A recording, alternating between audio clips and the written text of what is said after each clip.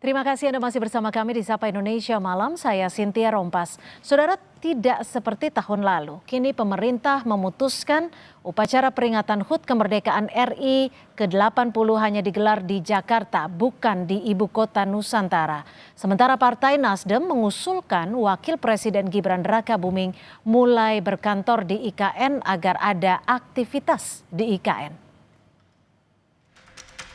Minimal saya lanjutkan, kalau bisa saya ikut yang menyelesaikan. Walaupun kita sadar pembangunan ibu kota itu bukan pekerjaan yang sebentar. Nasib keberlangsungan ibu kota Nusantara yang merupakan proyek warisan Presiden ke-7 RI Joko Widodo kembali menjadi pertanyaan.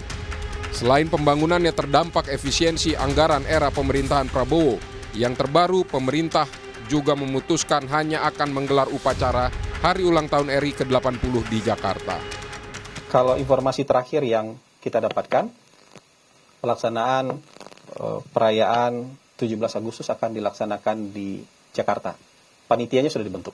Ya, panitianya sudah dibentuk oleh Menteri Sekretaris Negara, sudah ada, dan PCO juga menjadi bagian dari panitia itu. Padahal tahun lalu selain di Jakarta, upacara negara peringatan HUT RI ke-79 juga digelar di IKN dihadiri Presiden ke-7 Joko Widodo. Meski di tengah keterbatasan fasilitas ketika itu, pemerintah memutuskan tetap menggelar upacara di IKN. Bahkan Joko Widodo memimpin langsung sebagai inspektur upacara. Soal tak ada upacara kemerdekaan di IKN tahun ini, Presiden ke-7 Joko Widodo menghormati keputusan pemerintah. Karena enggak di Jakarta, enggak di IKN, tanggapannya gimana? Semua keputusan pemerintah kita harus dukung. Karena pasti sudah melalui pertimbangan-pertimbangan yang matang. Ya.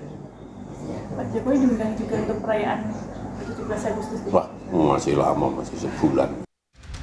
Polemik soal nasib IKN menjadi perhatian Partai Nasional Demokrat. Nasdem mengusulkan Wakil Presiden Gibran Rakabuming Raka mulai berkantor di IKN agar aktivitas IKN tetap hidup. Usulan lain adalah melakukan moratorium pembangunan atau menjadikan IKN sebagai ibu kota Provinsi Kalimantan Timur. Jadi kan nanti biaya pemeliharaannya mahal kalau tidak ada aktivitas kan gitu. Jadi kita meminta supaya ada aktivitas dengan cara Wapres berkantor di IKN. Pertimbangkan kesediaan anggaran dan kondisi politik saat ini, pemerintah juga dapat menggunakan IKN menjadi ibu kota Provinsi Kalimantan Timur dan menegaskan kembali Jakarta sebagai ibu kota negara. Penyelenggaraan HUT ke-80 RI kembali digelar di Jakarta. Bukan hanya soal lokasi, sejumlah pertanyaan muncul soal keberlanjutan pembangunan IKN. Tim Liputan Kompas TV. Saudara, upacara negara HUT ke-80 kemerdekaan tahun ini tidak akan digelar di ibu kota negara. Apakah ini tanda mulai diabaikannya proyek IKN warisan Presiden Joko Widodo?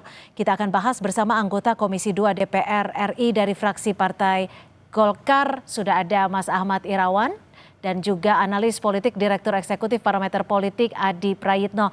Mas Adi, Mas Irawan, terima kasih sudah bergabung bersama kami di Sapa Indonesia Malam. Saya langsung ke Mas Irawan. Mas Irawan, ini kan sudah dipastikan ya, HUT ke-80 RI tidak lagi dijadikan ataupun dilakukan di IKN. Sebenarnya legitimasi dari teman-teman DPR tahu tidak keberadaan ataupun keberlanjutan dari IKN sendiri seperti apa sih sekarang? Nah, yang pertama begini, bahwa terkait dengan penyelenggaraan atau selebrasi kemerdekaan tetap dilaksanakan di Jakarta. Karena bagaimanapun sebelum keluarnya Kepres pemindahan ibu kota dari Jakarta ke ibu kota Nusantara, maka maka selama itu juga bahwa Jakarta adalah ibu kota negara. Itu yang paling pertama dan yang paling prinsip. Sehingga kemudian menjadi wajar apabila kemudian pemerintah mengambil keputusan bahwa penyelenggaraan HUT kemerdekaan Indonesia tetap langsungkan di Jakarta, dan itu menurut kami tetap legitimate dan secara hukum juga masih oke gitu, masih oke. Jadi sesuatu yang sebenarnya tidak perlu dipermasalahkan secara hukum gitu. Nah, kaitannya dengan pembangunan ibu kota Nusantara, ya kami sendiri sebenarnya masih masih optimis seperti yang sejak awal ibu kota Nusantara ini menjadi satu kebijakan politik negara dan pemerintahan sebelumnya dari Presiden Joko Widodo gitu. Meskipun sebenarnya kami menyadari juga sejak awal dan juga seperti yang disampaikan oleh Pak Prabowo tadi, bahwa sebenarnya pembangunan ibu kota adalah pembangunan yang memerlukan waktu dan Optimisnya tidak mudah. ini pembangunan akan terus dilanjutkan atau optimis ibu kota akan pindah ke sana? Dua-duanya. Dua-duanya optimis? Dua-duanya. Karena, Oke. karena kenapa? Karena kita masih terikat satu keputusan politik yang sudah diatur dalam undang-undang dan itu sebenarnya menjadi konsensus kita dan Ya. dan merupakan hukum bahwa Oke. ibu kota Ya, kami tangkap. Nusantara di sana. Ya, Mas Adi, kalau memang momentum hari ulang tahun kemerdekaan adalah momentum yang besar. Kalau tahun lalu kita rayakan bersama-sama di Jakarta dan juga di IKN. Bahkan Pak Jokowi saat itu hadir juga ke IKN. Apakah ini menjadi bukti ketika tahun ini tidak dilaksanakan di sana, artinya IKN diabaikan? Ya, saya kira memang sulit untuk membantah bahwa IKN kali ini bukan sesuatu yang dianggap proyek yang terlampau strategis dan menjadi prioritas. Biasanya kalau sesuatu yang prioritas itu gaspol. Jangankan IKN, Ibu Kota Nusantara yang baru, aspal jalan saja untuk kepentingan upacara tertentu bisa semalam ataupun 2 malam. Itu artinya, sepertinya memang pemerintah hari ini itu sedang melakukan penyesuaian-penyesuaian. Kenapa IKN dianggap tidak terlampau signifikan dan prioritas? Karena pada saat yang bersamaan ada proyek-proyek pemerintah yang dinilai sangat down to earth, menyentuh langsung kebutuhan masyarakat. Karena kita tahu kan, ngurus IKN ini bukan hanya sebatas misalnya dananya sedikit, tapi membutuhkan dana yang sangat luar biasa. Jadi menurut Anda tidak menyentuh masyarakat? Ya secara kan per langsung? hari ini tidak ada sesuatu yang kelihatan berdampak secara signifikan langsung.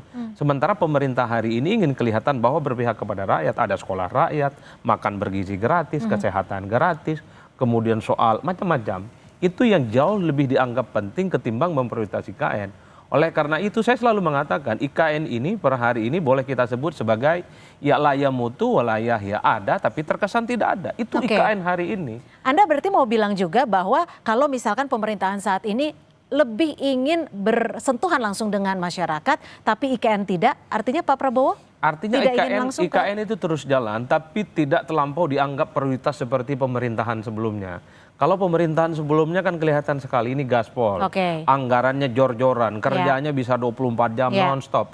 Nah per hari ini hanya kelihatan bekerja, infrastruktur dibangun, tapi dinilai tidak terlampau siap untuk memperingati kemerdekaan yang ke-80. Oke, gimana? Dan itu yang sepertinya membuat kenapa upacaranya nggak di-IKN. Oke, berarti itulah yang bisa disimpulkan dari analis politik. Gimana Mas Irawan, benar nggak sih kayak gitu? Sekarang pembangunannya itu udah tidak sejor-joran dulu? Memang yang pasti satu bahwa setiap presiden memiliki program prioritas pemerintahannya dan itu juga telah diuji melalui pemilu gitu dan kami juga kami fraksi Partai Golkar sangat mendukung seperti tadi yang disebutkan program makanan bergizi gratis, sekolah rakyat dan lain-lain sebagainya yang memang program-program kerakyatan yang juga jadi visi besar pemerintahan ini gitu. Tetapi kemudian kalau kaitannya dengan komitmen presiden sendiri itu kalau kami lihat dari sisi politik anggarannya, itu kita tidak perlu meragukan juga karena selama sejak Presiden Prabowo menjabat dan dilantik juga dengan dibentuknya otoritas Ibu Kota Nusantara, Presiden dengan politik anggarannya juga masih tetap mendukung Oke, itu. berarti dari Meskipun anggaran memang tidak ada masalah. tidak ada masalah. Dari sisi Presiden Prabowo ya. Tidak ada masalah, Kalau usulan karena- soal moratorium gimana teman-teman Nah DPR begini, melihatnya? saya sambung sedikit karena memang penganggaran itu kan satu skala prioritas, yang kedua adalah menyesuaikan dengan kemampuan anggaran kita. Nah kaitannya dengan moratorium ini, saya ingin mengatakan bahwa moratorium tidak pernah diatur dan tidak ada diatur dalam Undang-Undang Ibu Kota Nusantara. Gitu. Nah, kalaupun kemudian kita ingin menyesuaikan dengan kemampuan fiskal kita, maka yang harus kita rubah adalah terkait dengan rencana induk IKN kita yang dimana termasuk Undang-Undang Ibu Kota Nusantara. Kalau moratorium, saya sendiri pernah menyampaikan bahwa itu ide yang kita tolak kalau moratorium karena itu membuat proses pembangunan itu jadi terbengkalai dan infrastruktur yang telah dibangun itu akan terbengkalai dan IKN sendiri yang memang masyarakat kita juga harus kita berikan pemahaman bahwa Tapi gini Mas Irawan, dari pemerintahan Pak Jokowi dibandingkan dengan pemerintahan Pak Prabowo, pembangunannya masif yang mana atau sama? kalau saya lihat Masif yang mana? Sama atau masifan yang mana? Memang begini, kelihatan pada saat Pak Jokowi itu kelihatan masif karena itu masih dalam tahapan persiapan. Jadi mulai dari proses penyiapan infrastruktur hukumnya, terus tanahnya dan lain-lain sebagainya, sehingga masyarakat attention terhadap itu, melihat itu sebagai sesuatu yang masif gitu. Tapi dari sisi keseimbangan anggaran, terus alokasi dan lain-lain sebagainya, saya kira sama saja. Sama saja. Saya kira sama saja. Dari dukungan APBN loh ya. Dari dukungan dari anggaran, dari pendanaan artinya APBN. Oke. Bukan swastanya. Bukan swasta. Oke, Mas Hadi, kenapa kalau swasta berkurang sekarang?